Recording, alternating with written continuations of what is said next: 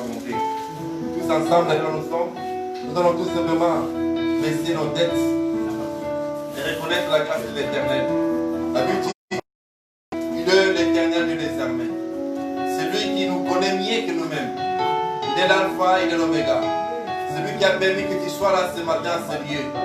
Certainement beaucoup ont voulu être là, mais n'ont pas pu être là. Mais toi qui es là ce matin, c'est par la grâce de Dieu. Voilà pourquoi tous ensemble, nous allons encore lui dire merci au nom de Jésus-Christ, prions. Ô Père céleste, Dieu de gloire, Dieu d'amour, Dieu de bonté, Dieu de paix, Dieu de miséricorde, de la main cachée, Seigneur. Nous bénissons ton nom, Jésus. Jésus-Christ, roi de gloire.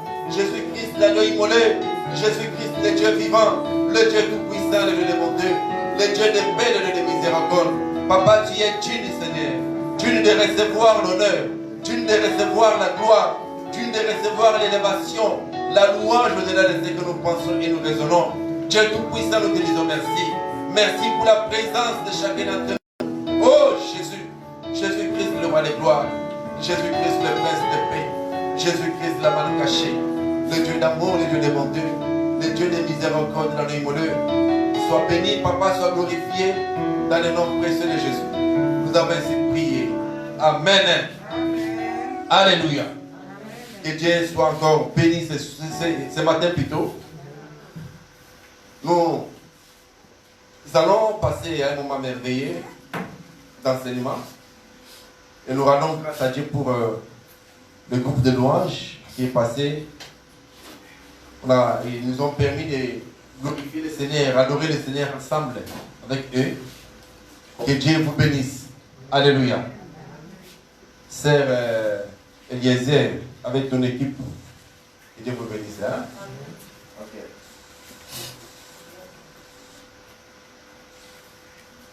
Sœur Rosalie, ça va là? La voix? Ok. Je vais t'acheter des citrons. Hein?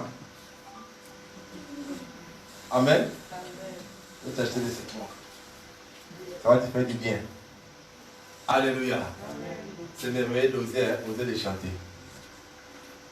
C'est vraiment merveilleux. Nous sommes encore là ce matin, par la grâce de Dieu. On a deux frères plutôt. Un frère qui est malade, le frère Franchel. Il m'a dit qu'il ne se sentait pas bien. Il a eu une fièvre. Et sa femme, on n'a pas vu. Je ne sais pas s'il est venu accompagner à son épouse, je ne sais pas.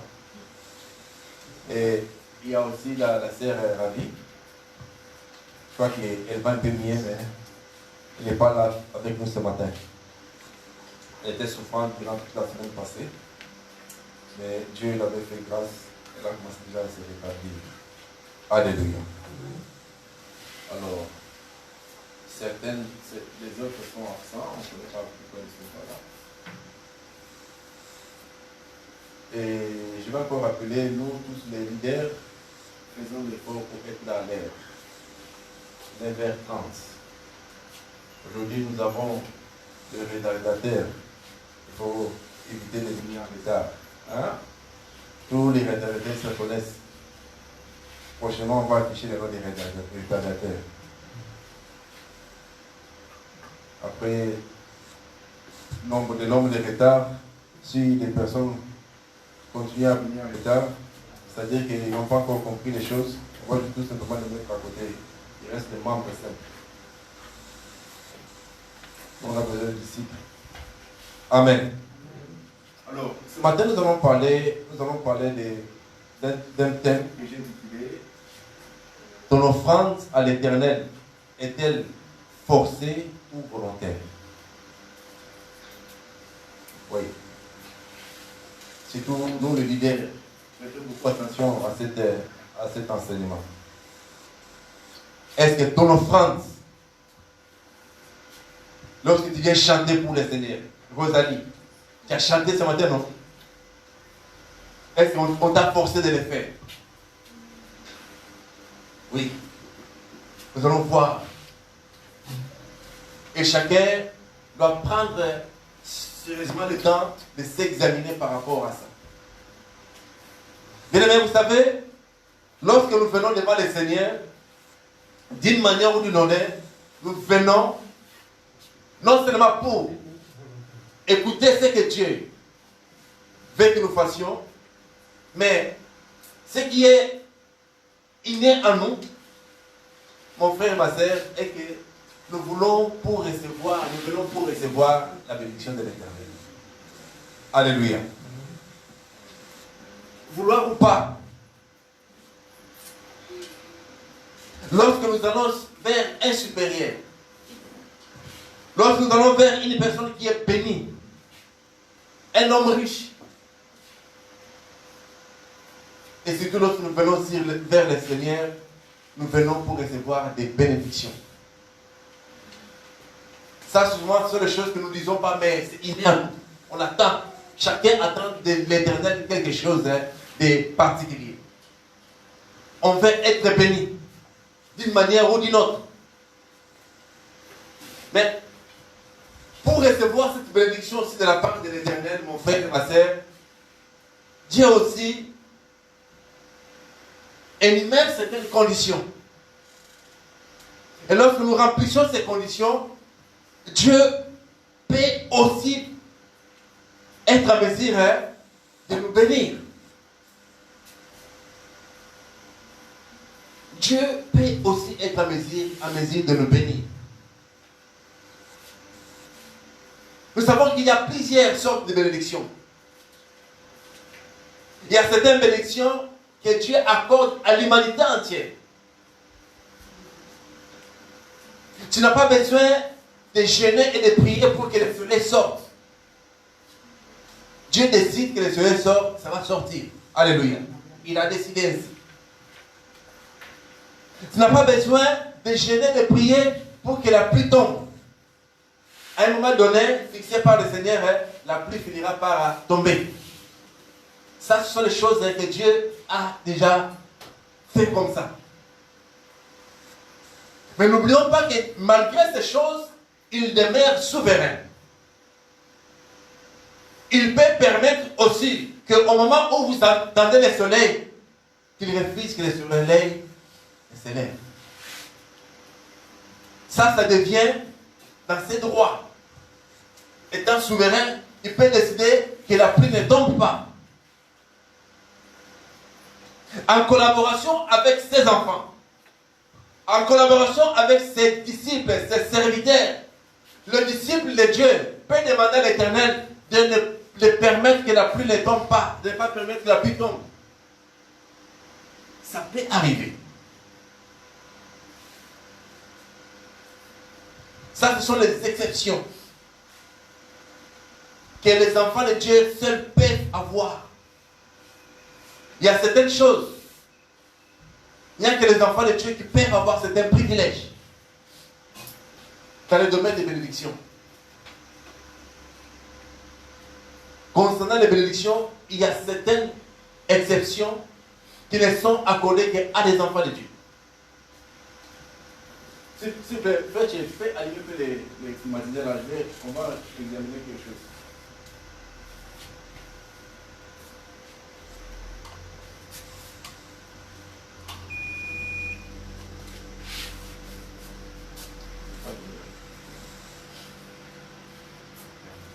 Il faut allumer ça. Sinon ça marche.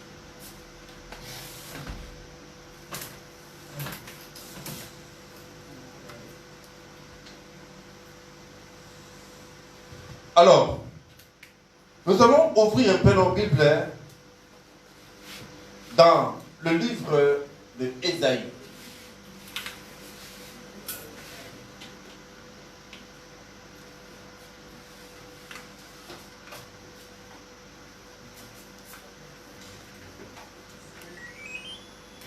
Ésaïe, chapitre 1.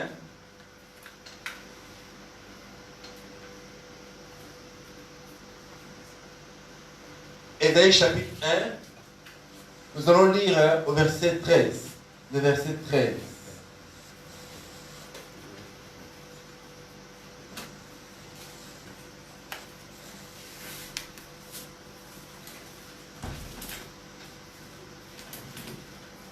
Ésaïe chapitre 1, le verset 13 dit ceci. Cessez d'apporter des offrandes inutiles L'encens est pour moi une abomination. Quand aux nouvelles lunes, au sabbat et aux convocations, je ne supporte pas le mal avec les assemblées solennelles.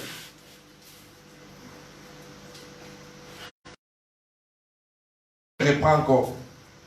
Il dit, cessez d'apporter des offrandes inutiles. Des offrandes inutiles.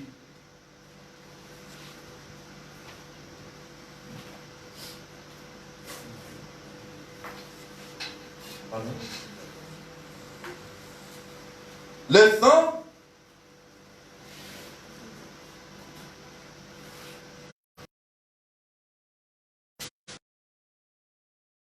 est pour moi une abomination.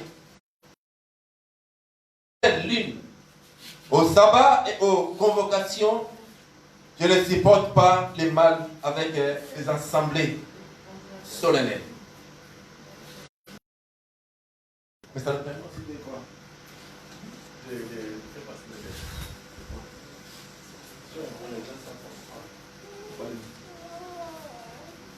Laisse ça d'abord.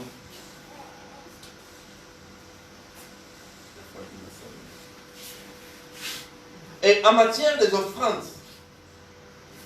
nous savons que dans l'Ancien Testament, les gens avaient l'habitude de se réunir, de tenir le culte, comme la loi leur avait demandé de le faire. On emmenait, il fallait que le parfum soit présenté. Et nous savons que dans le livre de Romains, au chapitre 12, je crois, où l'apôtre Paul nous exhorte d'offrir à Dieu un culte digne, d'être un culte, le parfum de bonne odeur. Donc, pour que notre culte devienne un parfum, qu'est-ce qu'il faut? Il faut d'abord sacrifier le corps. Il fallait présenter à l'Éternel une offrande donnée. Ça pouvait être les moutons, la vache, tout ça. Une fois qu'on le présente, il y a la fumée qui monte. Et cette fumée, c'est ce qui permettait à Dieu d'agréer ou pas l'offrande qu'on avait présentée. Et lorsque l'apôtre Paul nous demande de le faire, il nous demande de le faire conformément à ce qui est demandé concernant le culte qui s'offre à l'Éternel. Et toi et moi, lorsque nous formons un culte pour le Seigneur, c'est l'ensemble de ces parfums qui doivent monter vers le Seigneur. Et lorsque vous voyez l'apôtre Paul insister dans le livre d'Éphésiens, demandant que le membre du corps de Christ doivent mûrir, doivent atteindre la maturité, doivent connaître Christ. Il insiste à ce que tous parviennent à la connaissance de Christ. Alors, c'est juste pour nous permettre que nous puissions ensemble connaître ce que Christ veut de nous. Ou bien connaître réellement ce que nous sommes pour le Seigneur. Et dans le livre de Matthieu, dans le livre de Jean, plutôt, excusez-moi, la Bible nous dit que le temps est déjà arrivé. Le moment est déjà arrivé où les vrais adorateurs adoreront le Seigneur en esprit et en vérité. Le temps est là. C'est maintenant, c'est-à-dire lorsque nous nous réunissons pour pouvoir adorer le Seigneur, nous devons le faire en vérité et en esprit. Pour pour que notre offrande monte vers le Seigneur. Pour que notre offrande soit favorable à l'Éternel. Et nous voyons dans ce passage d'Ésaïe, Dieu dit seulement, ainsi il dit, cessez d'apporter des offrandes inutiles. Cela veut dire que certaines offrandes sont utiles et par contre certaines ne sont pas utiles. C'est-à-dire que nous pouvons aller à l'église croyant que ma présence à l'église est utile pendant que Dieu, lui, ne se réjouit pas de ta présence devant lui. Ne se réjouit pas de ton offrande. Ne se réjouit pas de ta présence dans le culte.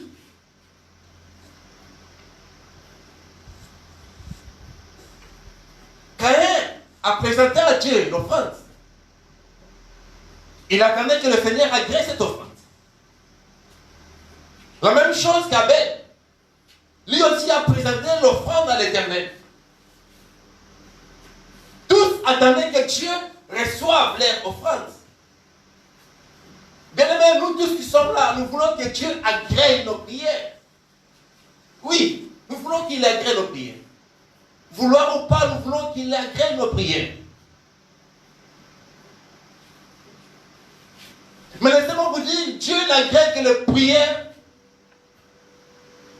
qui réunissent ces conditions.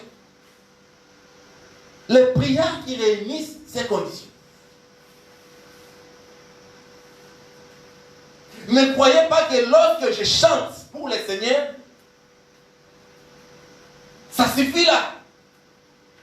Lorsque je prêche, je passe devant pour prêcher, que non, je suis serviteur de Dieu. Et ça passe. Non. Tout le monde peut prêcher. Tout le monde peut chanter, tout le monde peut prier. J'ai les prières là, il y a des gens qui les font même plus que toi-même. Ils peuvent déjeuner 40 jours. Sans boire. Mon frère, ma soeur, ce n'est pas ça qui est important. Il y a certaines choses que Dieu trouve utiles. Nous les faisons avec conviction, mais Dieu, quand il les regarde, il dit que tu passes ton temps. On va lire un peu. Parmi les offrandes inutiles, nous avons 3 formes d'offrandes inutiles. Nous allons lire d'abord dans le livre d'Ézéchiel. Ézéchiel chapitre 8, verset 11 au verset 13.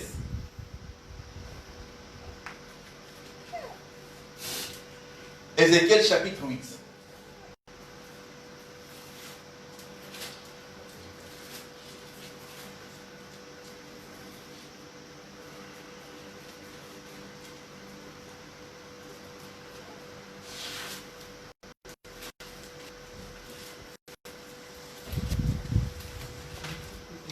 Le verset 11 au verset 13 du livre d'Ézéchiel. La Bible dit: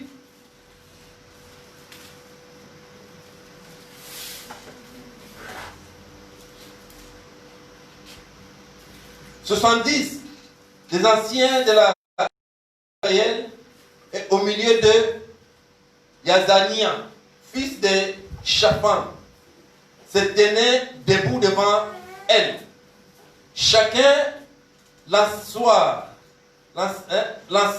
plutôt à la main, un épaisse nuage d'encens s'élevait. Il me dit: humain, vois-tu ce que font dans les ténèbres les anciens de la maison d'Israël? Chacun dans sa salle ornée d'images, ils disent: le Seigneur ne nous voit pas. Le Seigneur a abandonné le pays. Il me dit: tu verras encore d'autres grandes abominations qu'ils commettent. Alléluia.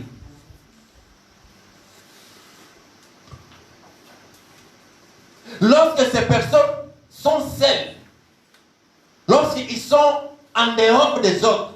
Ils sont éloignés des frères et des sœurs.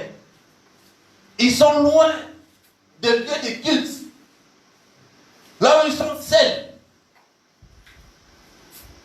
La Bible dit que Dieu dit comment est-ce que ces personnes se comportent. Comment est-ce qu'ils imaginent.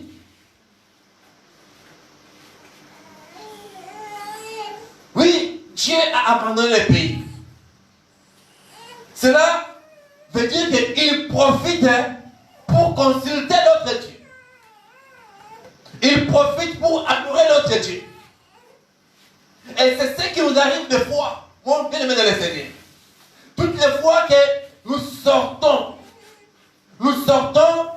de cet environnement, l'environnement qui nous connecte à l'Éternel. Toutes les occasions qui nous permettent de sortir de cet environnement. Toutes les fois que nous sommes déconnectés de l'Éternel, que nous ne faisons pas sa volonté, bien-aimé dans le Seigneur, nous nous comportons comme ces gens.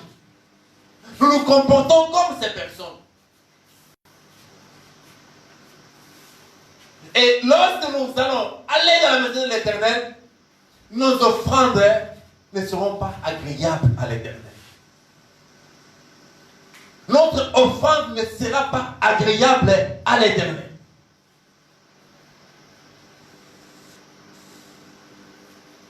Il y a beaucoup de gens qui ont donné leur vie à Jésus-Christ. Mais lorsque ça ne va pas, ils sont capables d'aller voir un certain marabout du coin. D'aller consulter un certain petit chef.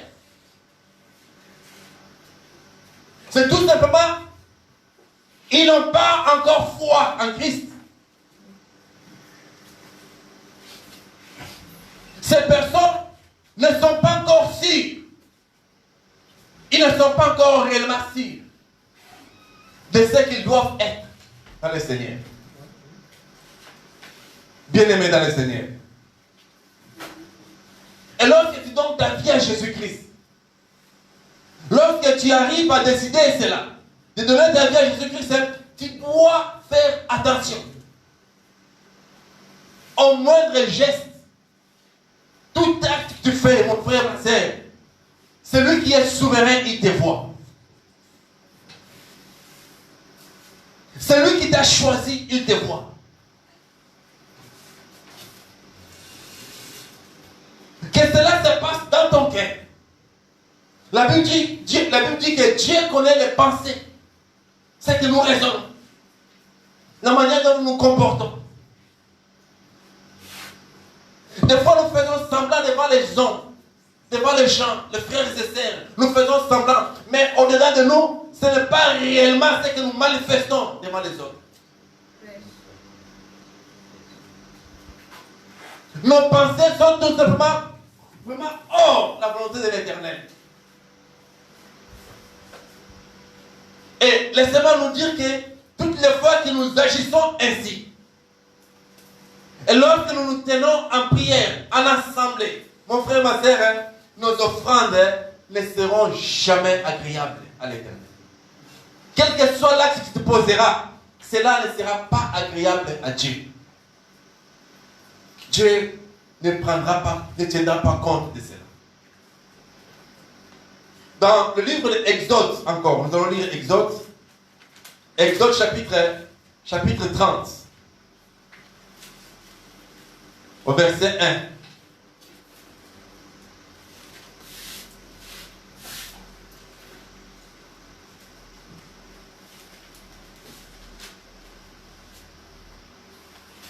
Tu feras un autel pour offrir de l'encens. Tu le feras en bois d'acacia.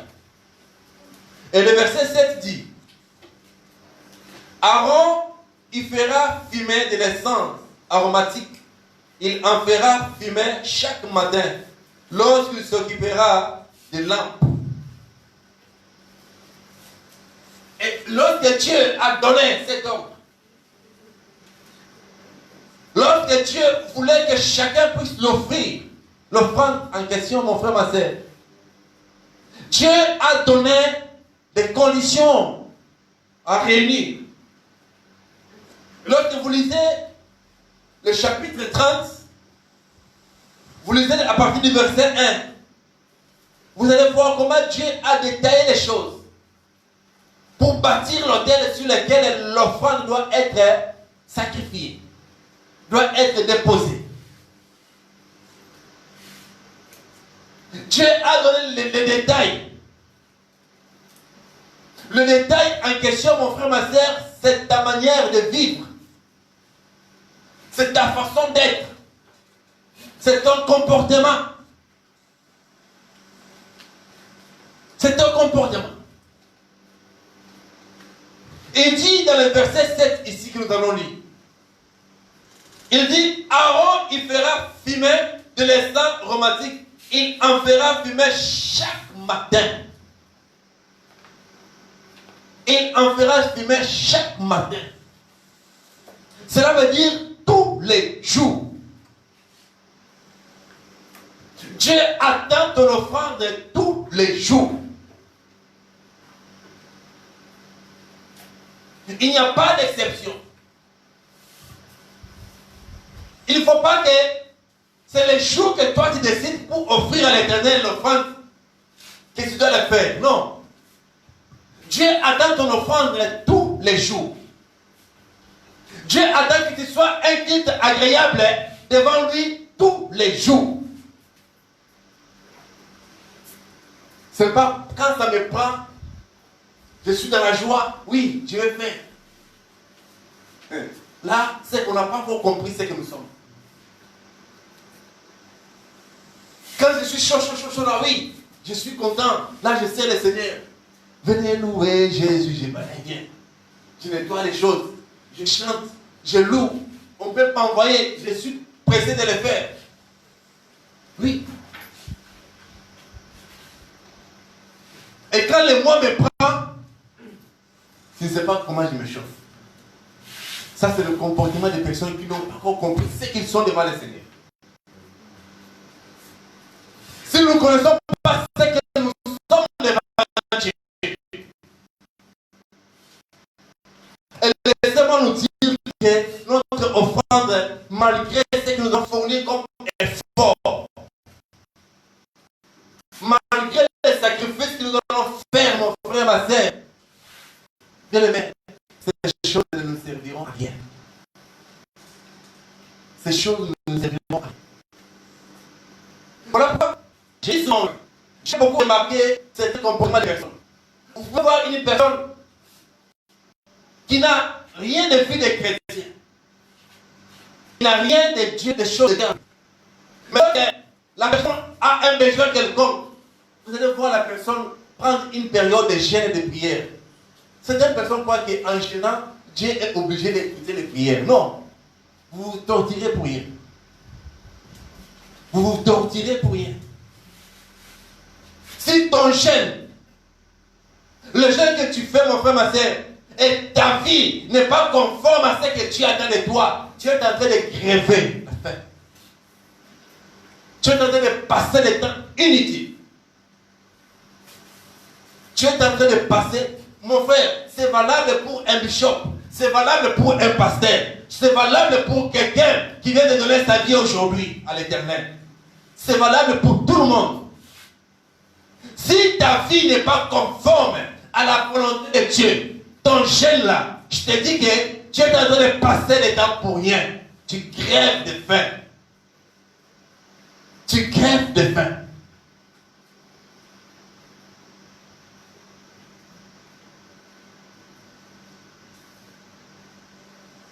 Tu peux naître dans une famille où les gens sont mal éduqués. Oui. Beaucoup de gens sont venus à Christ, ils n'ont pas eu d'éducation de base dans leur famille. Mais lorsque nous venons en Christ, mon frère, ma soeur, nous venons pour être changés. Amen. Nous venons pour être changés. Lorsque nous sommes dans le Seigneur, mon frère, on ne reste pas les mêmes. La même chose qu'on était hier. On insultait comme on voulait. On se fâchait comme on voulait. On se permettait de tout faire comme on voulait. Mais lorsqu'on vient dans le Seigneur, on est appelé à être changé par le Seigneur. C'est ça la vie chrétienne. Nous devons être changés. Nous devons être changés. C'est ça que Dieu attend de toi. C'est ce que Dieu attend de tous, mon frère, ma sœur. Quand vous voyez un pasteur qui n'est pas encore changé, laisse-moi te dire que c'est une personne qui ne connaît pas encore Christ. C'est un commerçant. Il y a beaucoup de pasteurs commerçants. Nous allons les voir dans la Bible. Il y en a beaucoup. On va les voir. Les pasteurs qui vendent même la prière. Il y a les prières, hein? Les prières aux enchères. Vous les connaissez, non? Qui a 10 000 francs? On va prier. Il y a les prières pour les gens qui donnent 10 000 francs.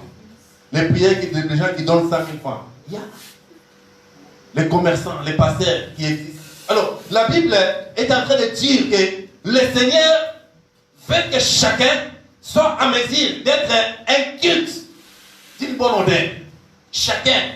Donc, chaque matin, chaque jour, Dieu attend de toi quelque chose de particulier. Chaque jour, Dieu veut que tu l'offres quelque chose de consistant. Quelque chose de particulier. L'apôtre Paul disait, j'oublie ce que j'ai fait hier. Bien-aimé de le Seigneur. Lorsque tu dors, tu dois demander à l'Éternel, que peux-je faire pour toi? Que peux-je faire pour ton royaume? Lorsque tu te réveilles le matin, tu dois dire à le Seigneur, qu'attends-tu de moi? Alléluia. Aujourd'hui là, j'ai reçu de toi le souffle de vie. Qu'est-ce que tu veux que je sois? Qu'est-ce que tu veux que je fasse pour toi aujourd'hui? Que veux-tu que je puisse t'offrir? Que veux-tu que je puisse t'amener? Et ça, c'est au quotidien. Tous les jours, Dieu attend de toi ces choses. Dieu veut que ta vie soit ainsi. Une personne qui offre à l'Éternel ce que Dieu attend de lui. Mon frère, ma sœur, Dieu ne t'a pas créé pour être inutile, non. Dieu ne t'a pas créé pour être inutile. Être inutile, c'est lorsque tu ne sers pas au royaume. Tu ne sers pas au royaume. Tu n'as pas d'intérêt pour le royaume. Tu ne sers pas au royaume. Le royaume de Dieu ne se réjouit pas de toi. Lorsque tu te présentes pour le royaume, tu amènes l'odeur qui pue. L'odeur qui n'est pas agréable.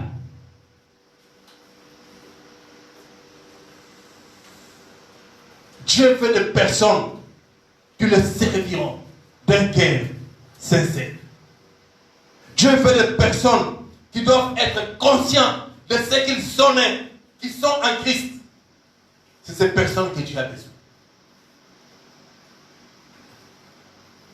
Ça, c'est le premier point qui concerne les offrandes inutiles. C'est le parfum.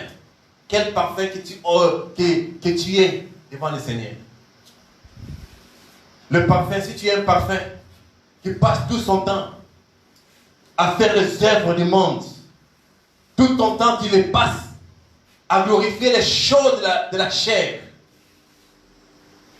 Matin, midi, soir, tu es en train de faire les œuvres de les prostituer, de l'impudicité.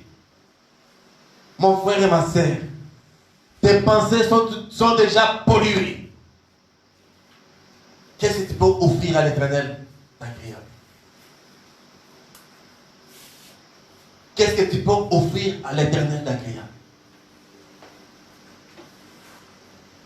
Si ton corps est souillé, n'importe quel garçon, n'importe quelle fille peut s'amuser avec ton corps comme il veut. Tu suis ton corps matin, midi, soir, même dans les pensées. Est-ce que tu penses que Dieu peut agréer ton offrande en te comportant ainsi? Tu n'as rien de crainte de l'Éternel, mon frère et ma sœur. Est-ce que tu crois vraiment que Dieu peut agréer ton offrande? Oui, tu peux gêner, les gens peuvent te voir. Et non, la personne a pris beaucoup, il gêne beaucoup, oui. La personne là, il est doué, il connaît la Bible. Hein? Oui, il connaît la Bible. Hein? Satan aussi connaît bien la Bible. Hein? Satan, il connaît bien la Bible. Mais c'est que Dieu fait. Jésus-Christ dit, pourvu que vous les pratiquez, la pratique de la parole de Dieu. Et c'est tout ce que Dieu attend de toi. Le premier point, c'est quel parfum est-il pour le Seigneur? Le deuxième point, la sorte des offrandes inutiles, c'est le formalisme. Le formalisme. Les chrétiens sont doués dans le formalisme. Le formalisme.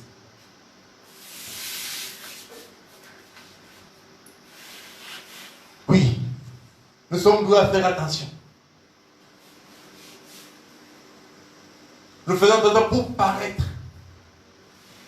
Paraître. C'est qui est un danger pour beaucoup. Lorsque nous voulons paraître, mon frère, ma soeur, c'est un danger. Notre Père s'appelle qui? Il s'appelle Jésus.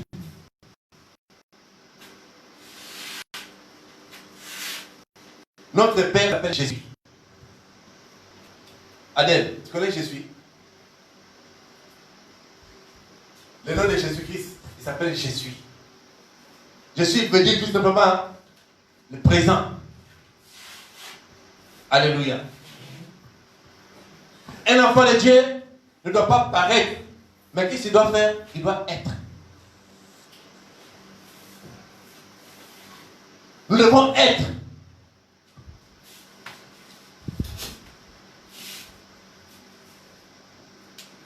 Sois toi. Comme tu es là. C'est comme ça que Dieu t'a appelé. Alléluia. Comme tu es là, Dieu t'a appelé comme ça. Samuel, comme tu es là, viens à Dieu comme tu es.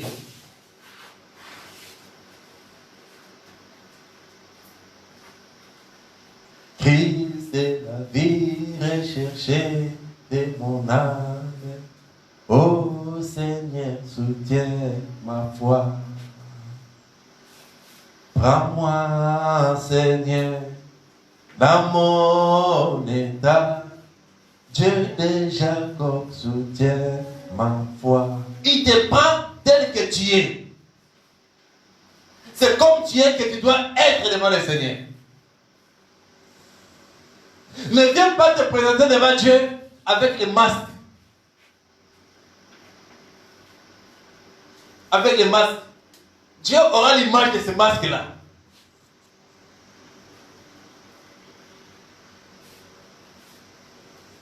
Je viens devant Irène, j'ai mis le masque. Et Irène a l'image de la personne avec le masque. Le jour que je viendrai sans le masque, Irène va dire, mais toi tu es qui?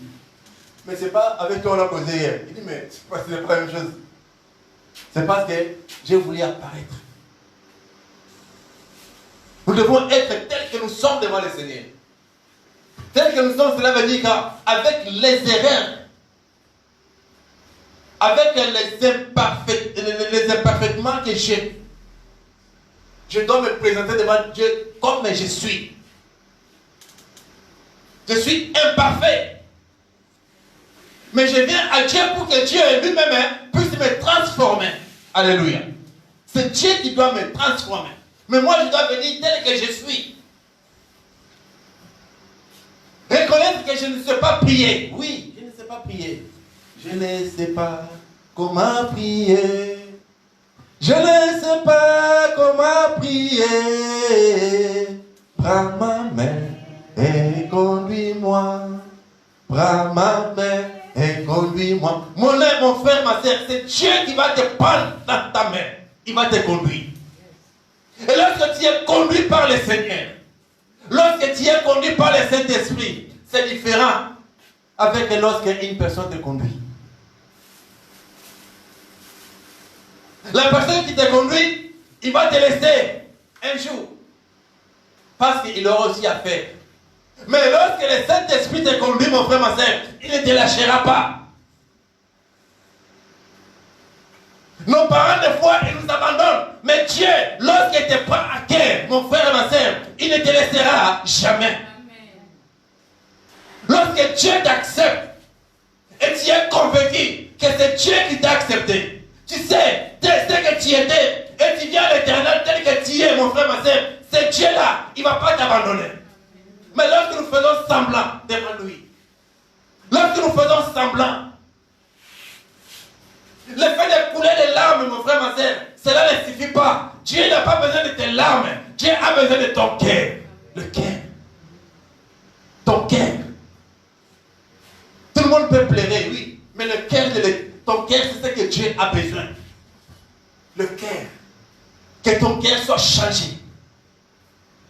Ton cœur soit changé. La Bible dit que l'immoralité, les injures, la convoitise, tout cela vient d'où? Vient du dedans. Ça vient du cœur. Les mauvaises pensées, ça vient du cœur. Ça vient du cœur. Et lorsque vous lisez Jésus, Jésus va plus loin. Il dit, lorsque vous voyez une femme passer, et vous commencez à faire des calculs sur la femme, vous avez déjà péché. La femme passe. Les hommes, je me rappelle quand j'étais encore jeune, on avait un groupe, on restait devant le marché. Les femmes qui passaient, il est là, loin là-bas, on a déjà fini. Elle va venir, va passer, on a déjà fini la femme. On pouvait faire comme ça tous les jours. Et je suis retourné au pays, 10 ans plus tard, et j'ai retrouvé le même groupe là, ils sont encore là. Je me suis dit que ça, ils sont envoûtés ces gens. Certains sont papas, ils sont vieillis, mais ils sont toujours là. Ça, c'est de l'envoûtement. Il y a certaines choses, mon frère, ma soeur, dès que tu n'es pas encore sorti là, tu ne peux pas comprendre ce qui se passe. C'est que si Dieu ne t'est pas encore sorti de ces liens, mon frère, ma soeur, tu ne peux pas comprendre certaines choses. Et lorsque tu le fais, tu crois que c'est toi, le monde là, ça t'appartient. C'est moi, pour moi qui suis. Et vous allez voir les gens qui se comportent ainsi. Frère, ma soeur, si Dieu ne t'a pas redonné les enfants, il faut savoir quoi demander à l'Éternel. Que tes enfants ne soient pas parmi ces gens d'enfants. Qui passent tout leur temps dans les coins. Les gens qui passent souvent le temps dans les coins, les garçons, les filles, qui passent le temps dans les coins, mon frère, ma soeur, ne permets jamais à tes enfants de se retrouver dans ce genre d'habitude. Dans ce genre d'habitude. Où le petit garçon, la petite fille, il se touche à tout moment, il se taquine à tout moment. Non, ça ce n'est pas une vie des enfants de Dieu. Et si tu es enfant de Dieu et que Dieu t'a donné les enfants, il faut avoir beaucoup de temps. Passe devant le Seigneur dans la prière, afin que ce genre de comportement ne se retrouve pas parmi tes enfants. Ce sont les choses que les parents que nous sommes, nous devons passer le temps devant le Seigneur. Dieu épargne mes enfants de ce genre de vie. Ce genre de vie. Alléluia. Deuxième point, je disais, le formalisme. Le formalisme. Les enfants de Dieu sont doués.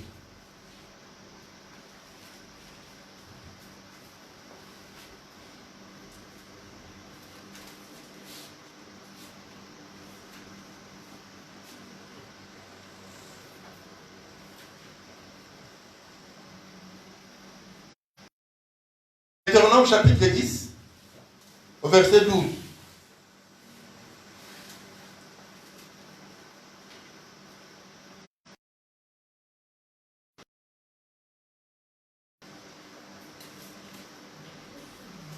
Deutéronome chapitre 10, verset 12.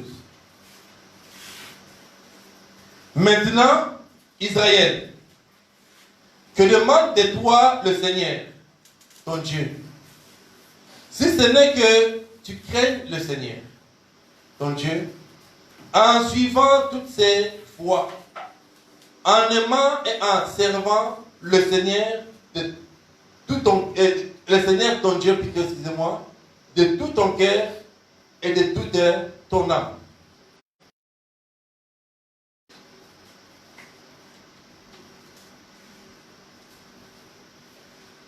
Osée chapitre 6, verset 6. Car je ne prends pas plaisir au sacrifice, mais à la fidélité. Je préfère aux holocaustes, la connaissance de Dieu. Alléluia.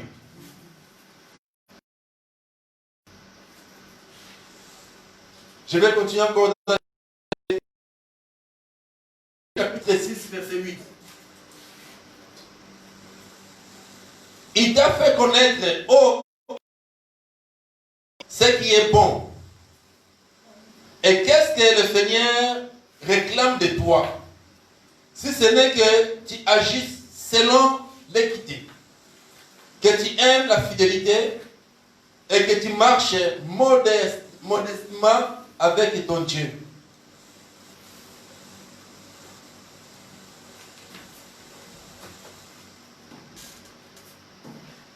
Lisez encore Marc chapitre 12, verset 33 à la maison. Romains chapitre 13, verset 10. Jacques chapitre 1, le verset 27. Je vais lire quand même Romains et Jacques. Romains dit ceci. Romains chapitre 13, verset 10.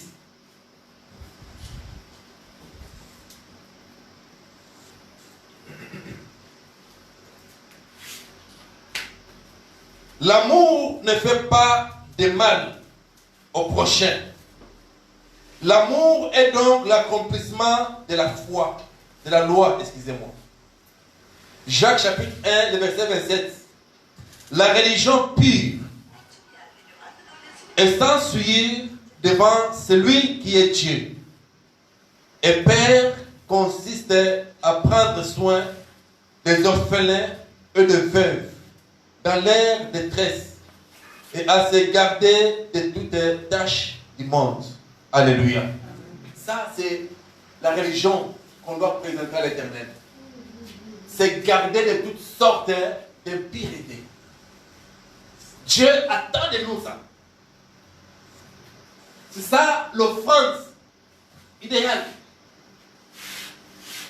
Nous devons être en mesure de faire les choses, non pas pour pouvoir plaire aux humains, mais plaire à l'Éternel.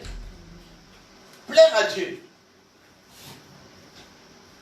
Dieu dit que je suis le père des orphelins. Je suis le père des orphelins. Alors, Dieu veut que nous prenions soin des orphelins. Il veut que nous puissions nous occuper de veuves. Lorsque nous posons ces actes, mon frère, ma soeur, nous les faisons pour le Seigneur. Nous les faisons pour le Seigneur. Mais, c'est vrai qu'il y a beaucoup de choses que nous faisons aujourd'hui, des fois qui sont même, qui ne glorifient pas le Seigneur, qui ne vont pas dans les normes de la parole de Dieu.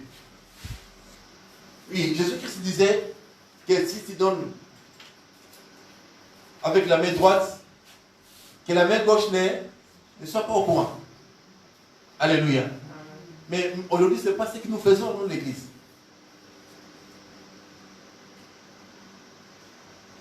Nous ne sommes pas différents aujourd'hui avec les politiques. Tout ce que les politiciens font, c'est la même chose avec ce que nous faisons.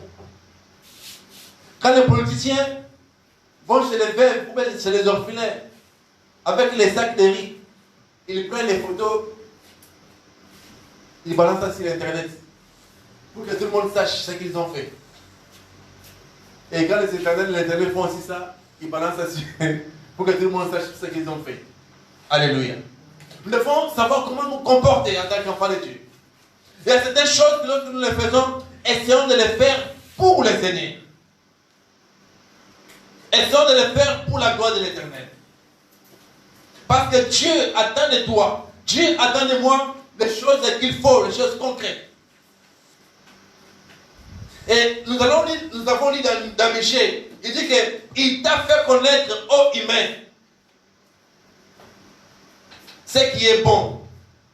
Et qu'est-ce que le Seigneur attend, réclame de toi, si ce n'est que tu agisses selon l'équité, que tu aimes la fidélité. Dieu veut que nous soyons fidèles.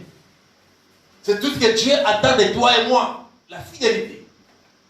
La fidélité par rapport à quoi? La fidélité par rapport aux clauses. Les clauses que nous avons entre nous et lui. Les clauses, c'est ce que nous avons, c'est la Bible et la parole de Dieu. Soyons fidèles à la parole de Dieu. L'enfant de Dieu que tu es, sois fidèle à la parole de Dieu. Sois celui qui honore ton Dieu par rapport à ce qu'il t'a recommandé de faire. Sois celui qui honore ton Dieu en faisant les choses qu'il attend de toi. Pour que ton offrande soit agréable. Pour que ton offrande lui parvienne. Et le troisième point, c'est l'hypocrisie.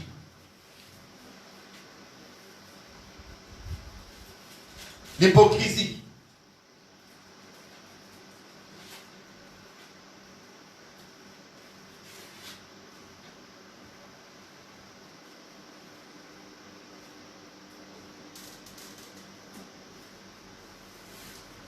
Frère Kassim, tu es là, tu as la Bible, non? Tu peux me lire Matthieu chapitre 15, verset 7.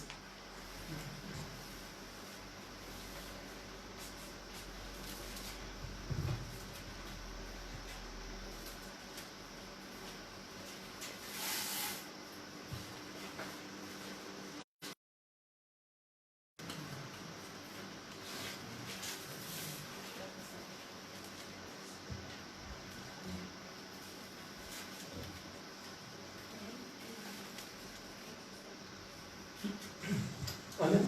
Oui. Amen, il lit la parole. Hypocrite. Esaïe vous a fort bien dépeint dans sa prophétie. Pardon? Hypocrite. Oui. Hypocrite. Esaïe vous a fort bien dépeint dans sa prophétie. Essayez ou bien quoi? Esaïe. Oui. Ok. Esaïe vous a fort bien dépeint dans sa prophétie. Oui. Hypocrite. Esaïe vous a bien plein dans sa prophétie. Alléluia. Tu vas nous lire encore le verset, le chapitre 22, verset 18.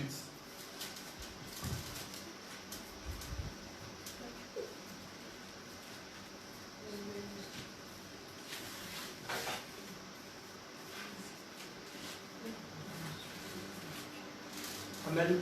Jésus, connaissant leur méchanceté, répondit: pourquoi me tentez-vous, hypocrite? Pourquoi me tentez-vous hypocrite? Alléluia. Amen. Que Dieu te fasse grâce. Amen. Amen. Pourquoi nous tentons devant le Seigneur? Tenter le Seigneur, des fois on peut se dire, mais comment est-ce qu'on tente Dieu? Comment est-ce qu'on tente le Seigneur? Mais toutes les fois que nous sommes hypocrites, cela veut dire que nous ne sommes pas justes avec nous-mêmes déjà. Nous présentons ce que nous ne sommes pas réellement en nous.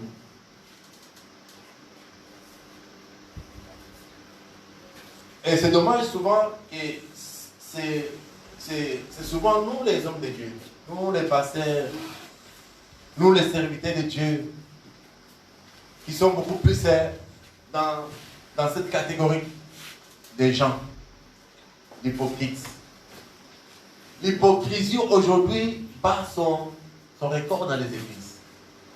L'hypocrisie. L'hypocrisie. Que Dieu nous en délivre. Que Dieu nous en délivre. En cachette, souvent il y a certaines choses que nous posons, certains actes que nous posons qui n'ont vraiment rien à voir avec ce que nous sommes censés poser comme acte. Et que Dieu vraiment nous fasse grâce de cela en tant qu'enfant de Dieu. Que nous soyons délivrés de ce genre de comportement.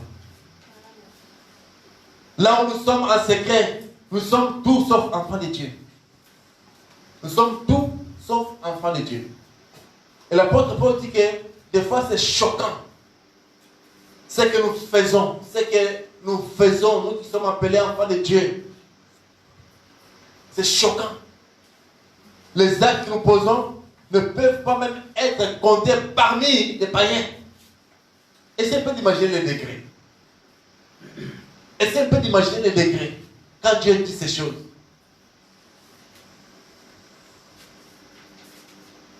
Même les païens, il y a certains actes qu'ils se réservent de les poser. Même les païens. Des fois, ils font attention. Mais nous qui sommes censés être modernes, nous qui sommes censés être la lumière, même les ténèbres là ont menti. Même les ténèbres ont menti. Ça, c'est ce qu'on appelle l'hypocrisie. L'hypocrisie. Tu es dans un milieu donné. Tu te comportes comme si, je sais comment même qualifier cet terme. Que Dieu nous fasse grâce. Et nous sort de ces. Que Dieu nous sort de ce comportement bizarre. Que Dieu nous sort de l'hypocrisie. Que Dieu délivre son peuple de cet esprit d'hypocrisie qui est en train de ronger l'église aujourd'hui. Qui est en train de ronger l'église aujourd'hui. L'hypocrisie.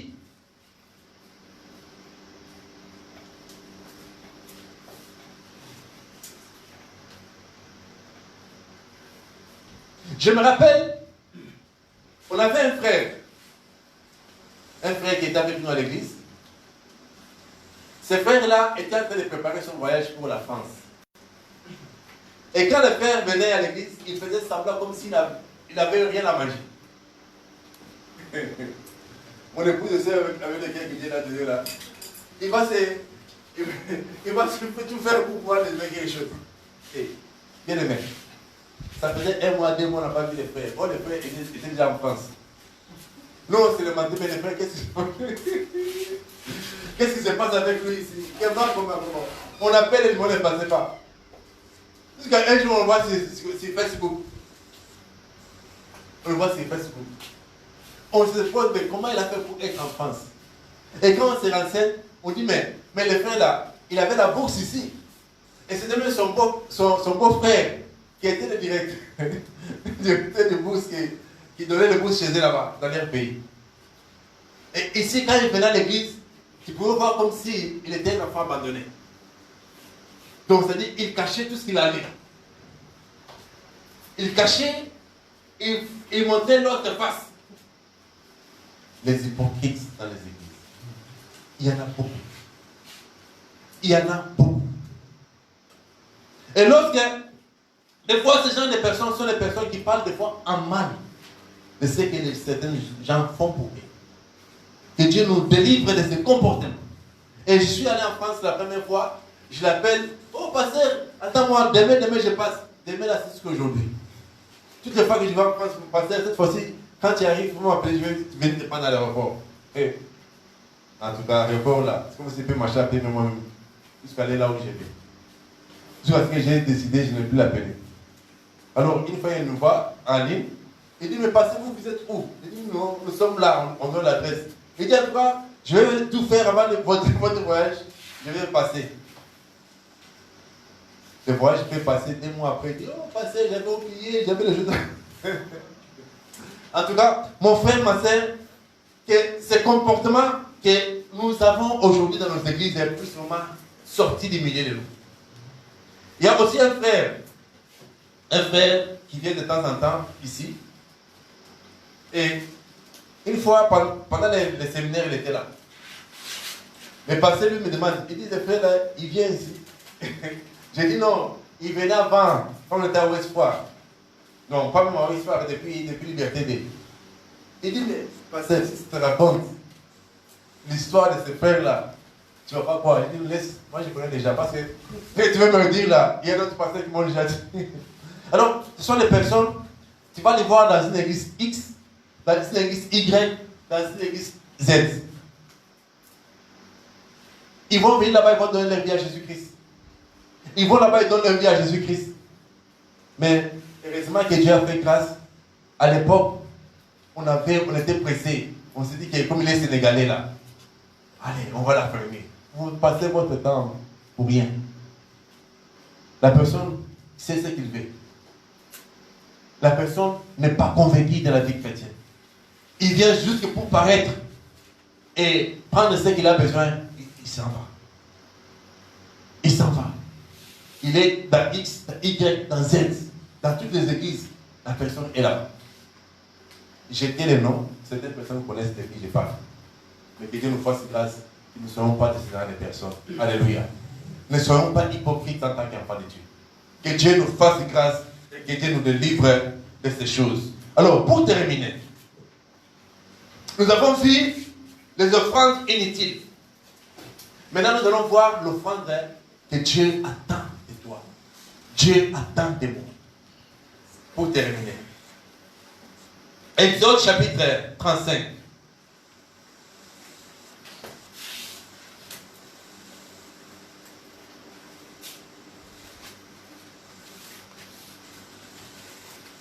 Exode chapitre 35.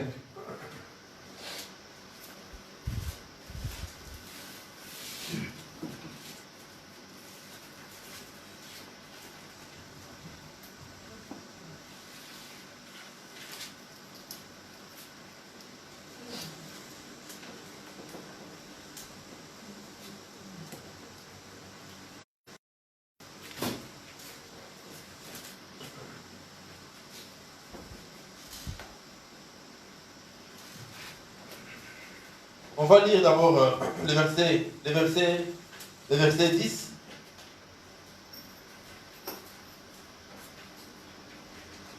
Amen. Que tous ceux parmi vous qui ont de l'habileté viennent et réalisent tout ce que l'Éternel a ordonné. Ok. Alors, on va prendre le verset 29. Oui. Tous les Israélites et femmes dont le cœur était disposé à contribuer à l'œuvre que l'Éternel avait ordonnée par l'intermédiaire de Moïse apportèrent leurs offrandes volontaires à l'Éternel. Alléluia. Amen. Amen. Alors, nous voyons ici, la Bible dit, tout homme, toute femme qui avait le cœur assez généreux pour contribuer à tous les travaux que le Seigneur avait ordonné de faire par l'intermédiaire de Moïse, tous ces Israélites apportèrent des offrandes volontaires au Seigneur. Alléluia. Les offrandes volontaires. Ces mots volontaires-là, comme il est dit volontaire. Et ça se comprend facilement. Quand on dit volontaire, ça dit que la personne a voulu faire de lui-même. La personne a décidé de le faire. On n'a pas forcé la personne. Je décide ainsi de le faire.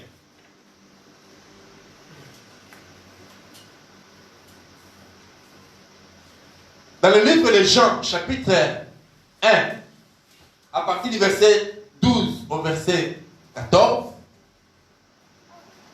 la Bible dit qu'à tous ceux qui l'ont reçu, à ceux qui croient en son nom, il leur a donné le pouvoir de devenir enfants de Dieu. Tous ceux qui l'ont reçu.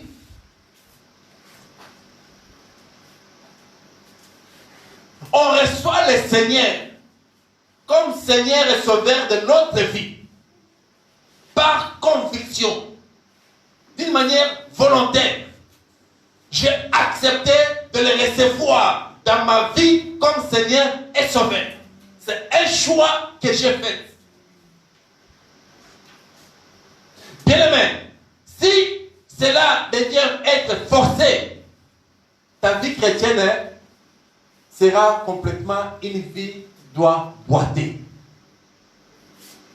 Si tu acceptes le Seigneur, Jésus comme Seigneur et Sauveur de ta vie, parce que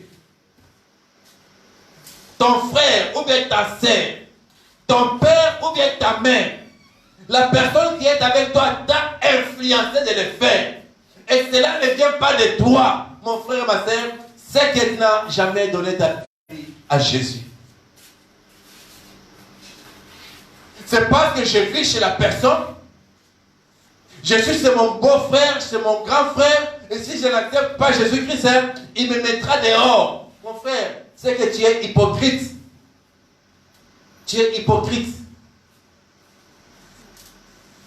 On décide de donner sa vie à Jésus-Christ par conviction. Après avoir médité la parole, après avoir examiné les choses, après avoir vu la réalité, je décide ainsi de les faire. Je décide ainsi.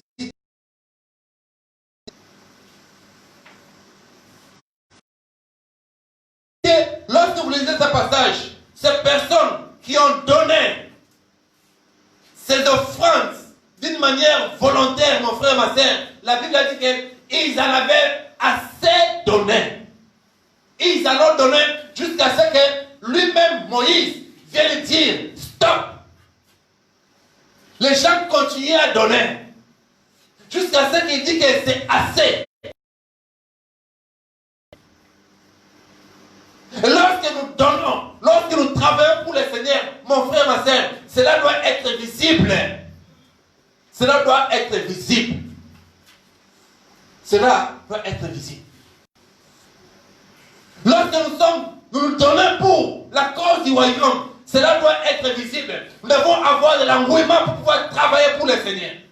Les personnes zélées. Les personnes zélées, ils le font avec joie. Ils sont pressés de travailler pour Dieu. Lorsqu'on travaille pour Dieu, on doit être pressé pour le faire. On doit être pressé pour le faire. Je me rappelle lorsqu'on me mettait dans le programme, c'était mon jour de faire ceci, mon jour de faire cela. J'avais vraiment la joie de le faire. J'étais pressé d'être là. J'étais pressé d'être là et de faire ça.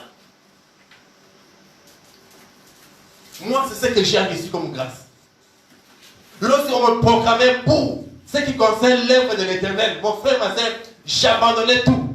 Je vous dis ce que moi j'ai vécu. J'abandonnais tout et j'ai priorisé l'œuvre de l'Éternel. J'ai vécu ça. J'ai expérimenté ça. J'abandonnais tout. Je mettais tout de côté. Je mettais tout de côté.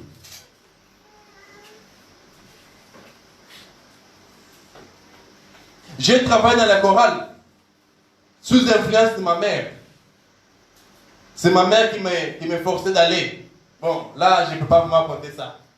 J'ai parti, c'est pas ce que ma mère voulait. Quand elle me disait d'aller, encore, on avait beaucoup plus de répétitions les samedis. Les samedis nuit. On allait veiller à l'église, on reste à l'église toute la nuit. Alors, souvent les samedis, à l'époque, chez nous, il y avait des catchs. On a un catcher là qui s'appelle Edimbe. Les jeux il va jouer là. Ah, maman avait menti. Avant d'aller à l'église là, on va d'abord aller voir le catch. On va voir les catchs. On va finir, on arrive à l'église. Moi avec mon cousin Jean-Laurent là. On va arriver à l'église. Les choristes ont déjà répété. Pendant qu'ils dorment là, nous on se fufile. On entre. C'est tout simplement parce qu'on ne les faisait pas influence. C'est nos parents qui nous influencent. Et au fur et à mesure, Dieu m'a fait grâce. Moi, j'ai compris ces choses. Et j'ai commencé maintenant à la faire d'une manière volontaire. Alléluia.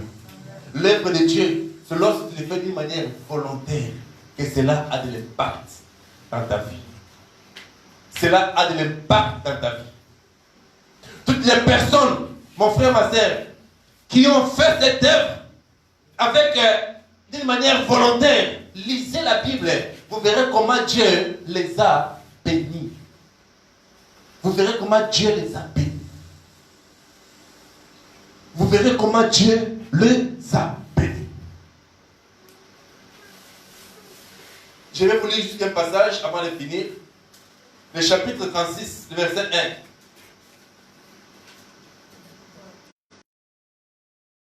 1. Le livre d'Exode. Bezalel, Oliab et tous les hommes habiles en qui le Seigneur avait mis de la sagesse et de l'intelligence pour qu'ils sachent faire tous les travaux pour les services du sanctuaire se mirent au travail exactement comme le Seigneur l'avait ordonné. Moïse appela Bezalel, Oholiab et tous les hommes habitent dans le cœur desquels le Seigneur avait mis l'intelligence, tous ceux dont le cœur était disposé à s'appliquer au travail pour le faire. Ils reçurent de Moïse tous les privilèges que les Israélites avaient apportés afin de faire le travail pour les services du sanctuaire. Chaque matin, on lui apportait encore des offrandes volontaires. Alléluia.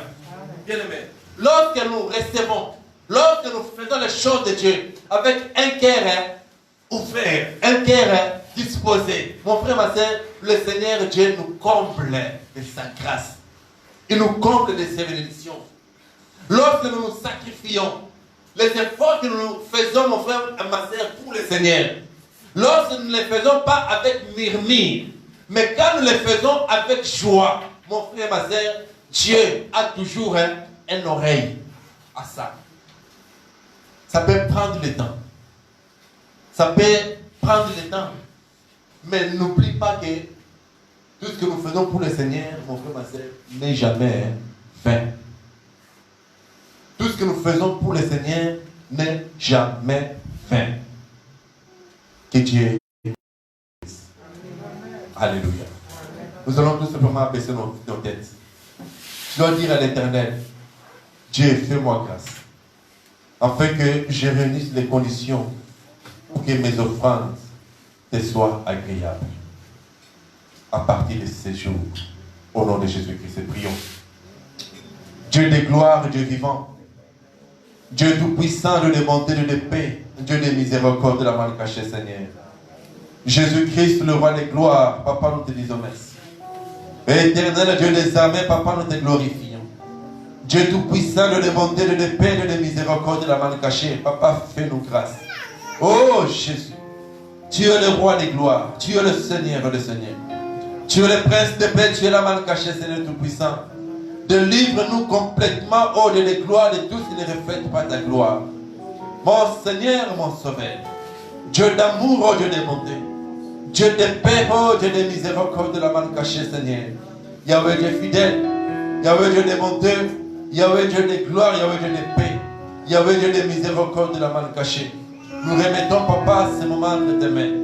Oh Dieu, tu es notre Seigneur, tu es notre Sauveur. Tu es le roi de gloire, tu es le prince de paix. Tu es la mal cachée, tu es le Dieu vivant, le Dieu tout-puissant, le Dieu de bonté, Papa. Délivre-nous, oh mon Dieu, mon roi, de toute forme, Papa, négative, Seigneur Dieu. Papa, que nous avons, oh mon Dieu, mon roi, Papa, il y avait des fidèles cachés en nous. Oh Dieu de gloire, toute forme d'offrande, Papa, inutile, mon Seigneur, mon Dieu, que nous avions présenté, Papa, oh Dieu de gloire. Délivre-nous, Papa, de cela, oh mon Dieu, mon roi. Et fais-nous grâce, Seigneur, le Tout-Puissant. Papa, de rechercher encore davantage, oh mon Dieu, mon roi. Papa, c'est cœur volontaire, oh mon Dieu, mon roi. Oh Dieu de gloire, c'est cœur qu'il faut, oh Dieu de Tout-Puissant, pour te servir avec joie, Seigneur Dieu. Avec tout embouillement, mon Seigneur, mon Dieu. Que mon frère et ma sœur, Papa,